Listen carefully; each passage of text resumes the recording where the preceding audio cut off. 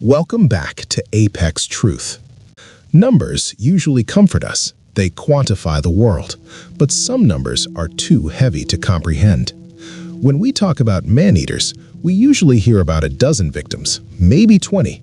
But in the early 20th century, in the frozen hills of Kumaon, India, a single shadow rose from the forest to rewrite the definition of terror. This was not a tiger that killed for territory. This was a leopard that killed for sport. The official records stopped counting at 400. 400 human lives extinguished by one animal. This is not just a story of a predator. It is the story of the deadliest leopard in recorded history. This is the Panar Man-Eater. The terror began in the district of Almora, a land of jagged cliffs, deep valleys, and pine forests that seem to whisper when the wind blows. In 1907, the nights in Panar were not just dark, they were absolute. There was no electricity, no cars, no help. When the sun went down, the human world ended, and his world began. The locals called him the shaitan, the devil. He did not hunt like a normal leopard. A normal leopard is stealthy but cautious. The Panar leopard was a phantom.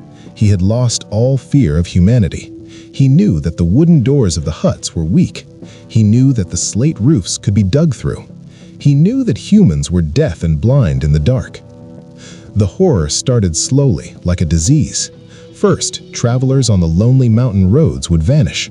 A walking stick found on the path, a torn turban caught in the thorn bush, blood splattered on the gray rocks.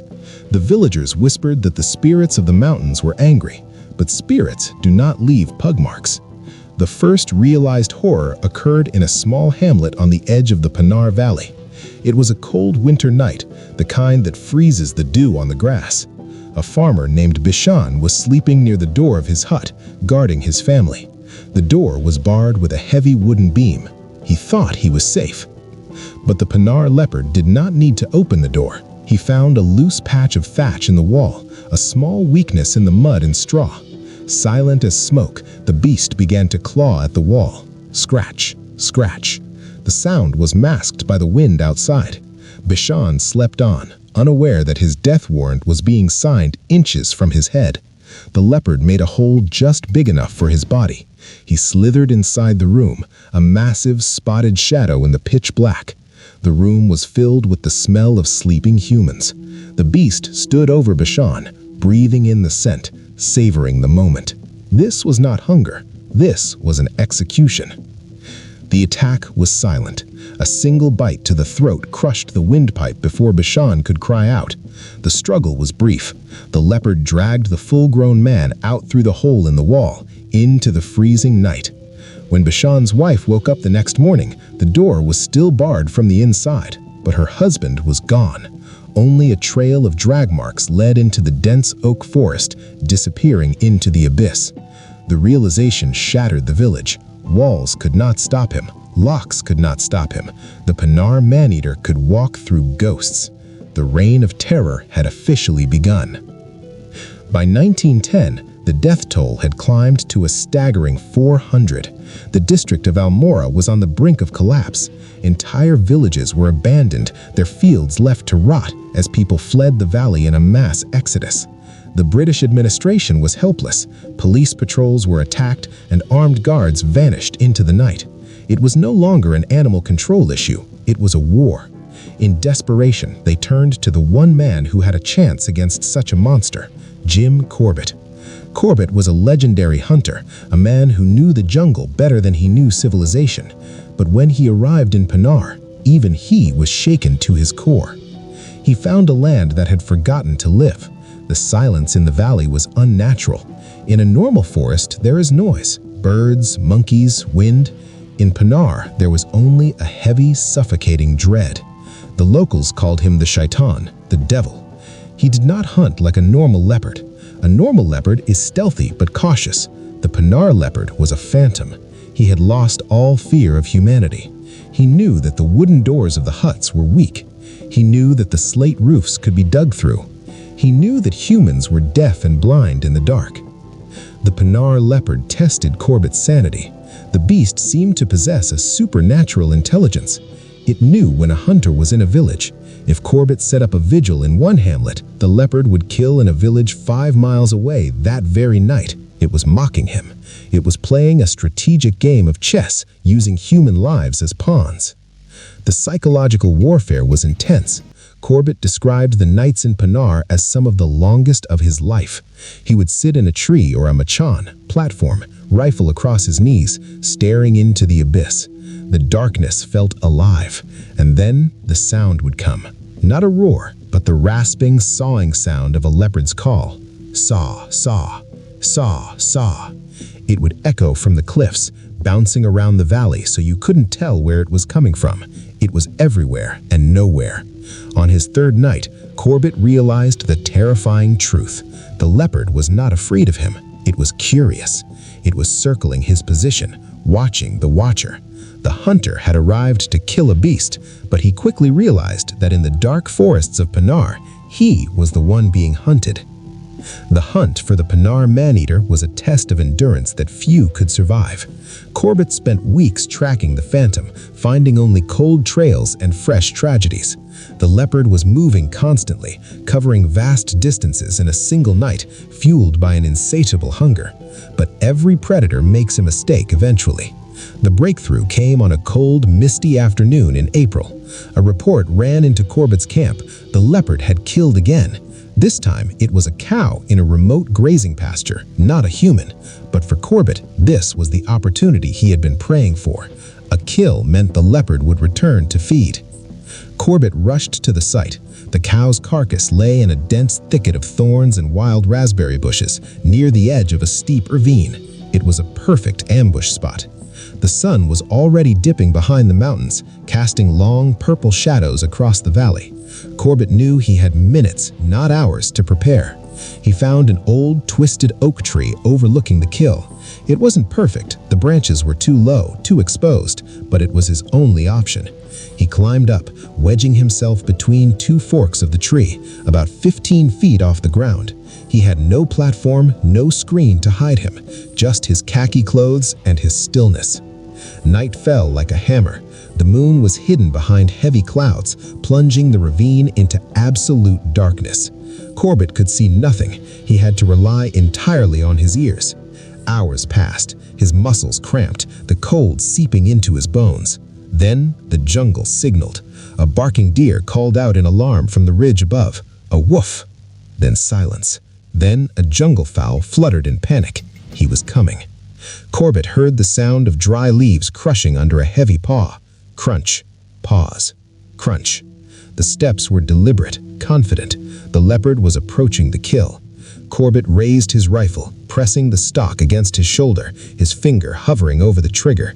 He pointed the barrel towards the sound of the dead cow, praying for a break in the clouds, for just a sliver of moonlight. The crunching stopped. The leopard was right below him. Corbett held his breath, his heart hammering against his ribs like a drum. He sensed the animal looking up. The beast knew something was wrong. In that suffocating darkness, man and monster were locked in a silent stare-down, separated by 15 feet of air and 1,000 unseen instincts. The moment hung on a knife's edge. One wrong move, one cough, one creak of the branch, and the hunter would become the prey. The silence stretched until it became physically painful. Corbett sat frozen in the oak tree, his finger tightening on the trigger. He could hear the leopard breathing. It was a wet, rasping sound, heavy with the smell of old blood. The beast was directly beneath him, sensing the intruder, testing the air. Corbett knew he had ran out of time. If the leopard decided to climb, and it could climb faster than a man could blink, Corbett would be dragged from his perch before he could even lift the rifle. He had to act. He had one advantage left, a heavy-duty electric torch clamped to the barrel of his rifle. It was a gamble. The moment the light hit the cat, it would either freeze or charge. Corbett took a breath, steadied the heavy double-barreled rifle, and pressed the switch. Click. The beam of white light sliced through the darkness like a laser. It hit the ground and swept up, and there he was, the devil of Panar. He was not looking at the dead cow. He was looking up, straight into the light, straight at Corbett. The beam revealed a creature of nightmares. His coat was pale and mangy, his body scarred from 100 fights, but his eyes burned like 2 emerald coals in the night. He was crouching, muscles coiled, ready to spring up the tree. Corbett didn't hesitate. He didn't aim for the body. He aimed for the killing zone behind the shoulder. Boom! The rifle shot shattered the silence of the valley, echoing off the cliffs like a cannon blast. The muzzle flash blinded Corbett for a second, but the leopard didn't drop.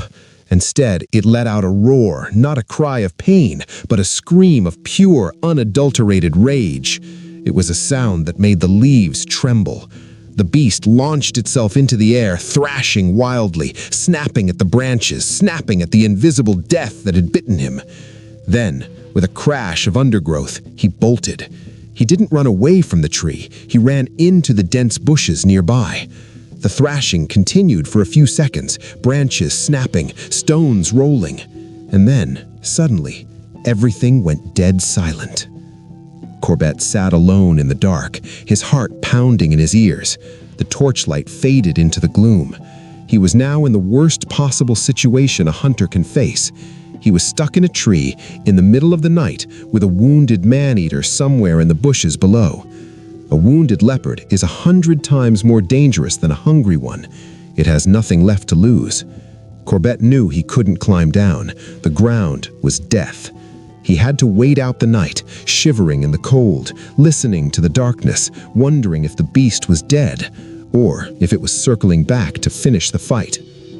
The hours that followed were a torture of the mind.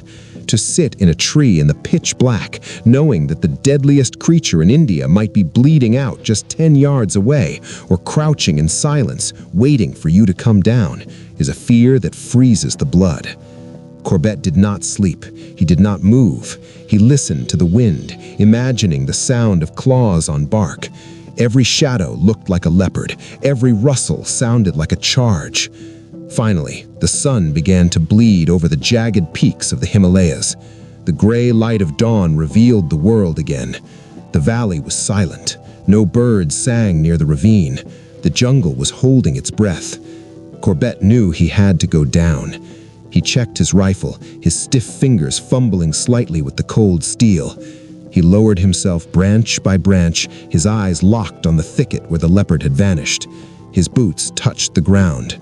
Now, he was in the beast's domain. He walked slowly toward the bushes. There was blood on the leaves, dark, frothy blood.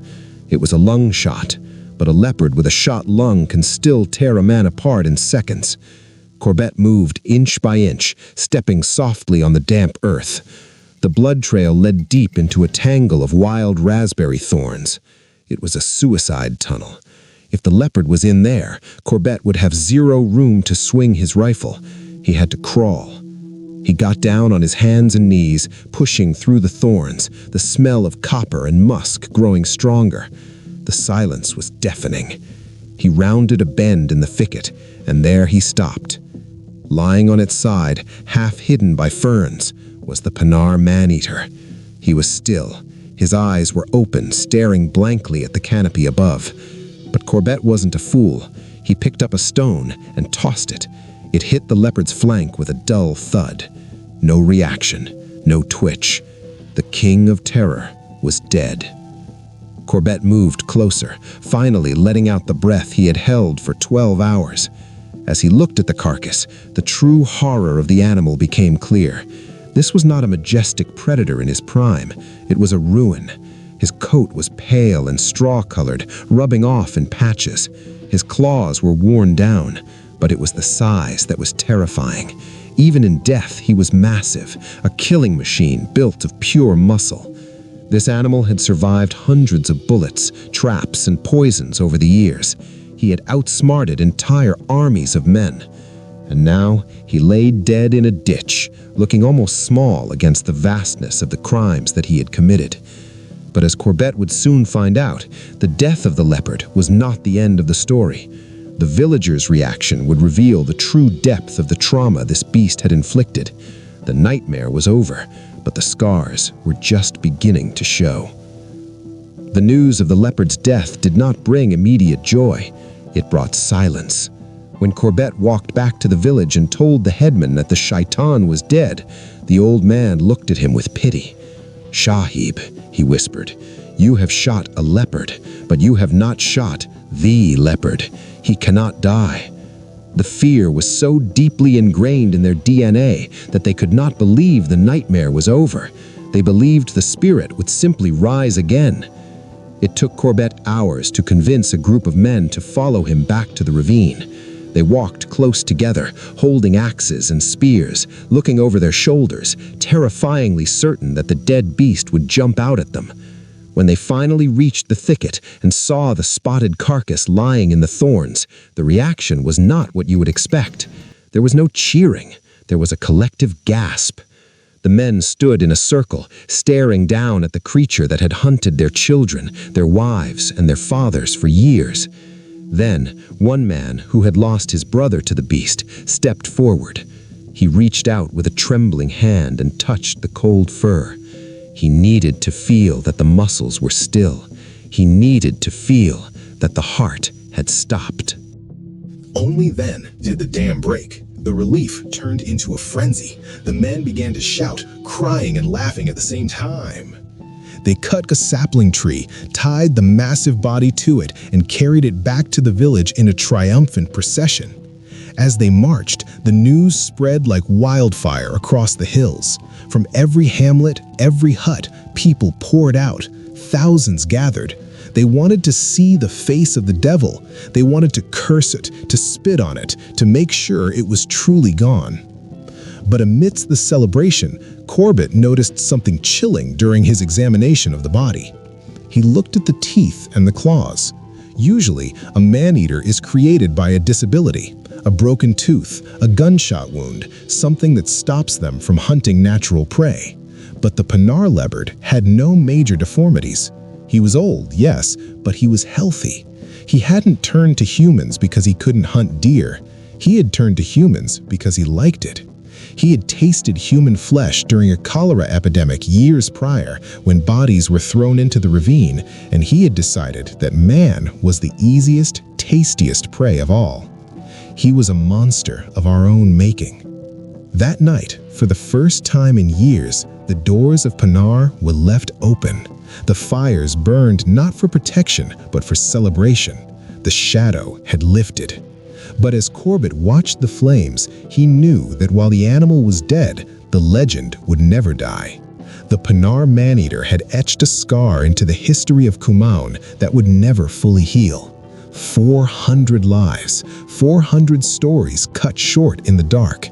It remains the highest official death count of any leopard in history, a grim record that stands as a testament to the terrifying power of nature when it turns against us. To this day, the number 400 haunts the archives of wildlife history, but historians and locals agree on one terrifying detail. That was just the official count. The British administration only recorded deaths that were reported. In the deep, isolated valleys where entire families vanished without a trace, the true number is likely far higher. The Panar Man-Eater was not just an animal, he was a natural disaster. He killed more people than most plagues. He proved that a single creature, driven by intelligence and hunger, could bring an entire district of civilization to its knees. Today, if you travel to the Elmora district, the forests are quiet. The pine trees still whisper in the wind, and the slate-roofed houses still stand on the hillsides. But if you talk to the elders, the descendants of those who survived, they will tell you that the fear never truly left. They still bolt their doors at sunset. They still warn their children not to wander into the tall grass. Because while the leopard is dead, the truth remains. We are guests in the wild. We build our fences and light our fires, pretending we are safe. But all it takes is one shadow, one silent footstep, one broken lock to remind us of where we truly stand on the food chain. The Panar Man-Eater was the king of darkness, and though his reign ended over a century ago, in the cold nights of Kumaon, when the wind howls through the valley, people still shiver. not from the cold, but from the memory of the spotted devil who could walk through walls. This brings us to the end of one of the darkest chapters in natural history. If this true story of the Panar Man-Eater kept you on the edge of your seat, please hit that like button. It helps the channel grow. Share this video with someone who thinks they are brave enough for the dark. And don't forget to subscribe to Apex Truth and turn on notifications. We have many more monsters to uncover. Until next time, stay safe, keep your eyes open, and never trust the silence.